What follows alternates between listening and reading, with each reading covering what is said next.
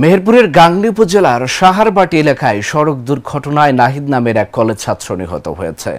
বুধবার বিকাল ৩টার দিকে ইবাদতখানা মোড়ে এই দুর্ঘটনা ঘটে। নিহত নাহিদ উপজেলার বাবুল আলীর ছেলে ও গাংনী সরকারি ডিগ্রি কলেজের ইন্টার প্রথম বর্ষের শিক্ষার্থী। প্রত্যক্ষদর্শীরা জানান, শ্যালো ইঞ্জিন চালিত আলগামন উল্টে গেলে সে গুরুতর আহত হয়। পরে স্থানীয়রা উদ্ধার করে গাংনী উপজেলা স্বাস্থ্য কমপ্লেক্সে নিয়ে গেলে চিকিৎসক তাকে মৃত ঘোষণা করেন। গাংনী থানার ওসি বনি ইসরায়েল জানান, খবর পেয়ে পুলিশ ঘটনাস্থলে গিয়ে তদন্ত শুরু করেছে।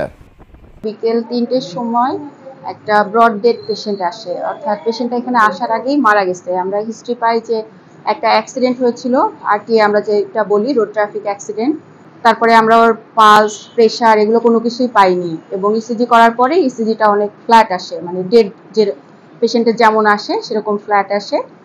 পরে পেশেন্টের পরিচয় পাওয়া যায় নাহিদ আলী, বয়স ২০ বছর, এলাঙ্গি। পিতার নাম হচ্ছে বাবলু। নাকি একটা আলগামনে আসছিল, পিছন থেকে অন্য একটা গাড়ি এসে ধাক্কা দেওয়ার কারণে অ্যাক্সিডেন্টটা হয়। আমরা বাড়ি থেকে সাহারবাটি বাজারে গেলাম, একটা দরকারে কাজ ছিল। পরে ওই জায়গা থেকে আমরা কাজটা শেষ করে আসার পথে গাড়ি কন্ট্রোল হারিয়ে যায়। পরে অ্যাক্সিডেন্ট হয়, আমরা দুইজন দুই সাইডে পড়ে যাই, আর গাড়িটা মাথার উপরে একটা কোনা মাথার উপর পড়ছে, যার কারণে এরকম ভাবে ক্ষতি হয়েছে।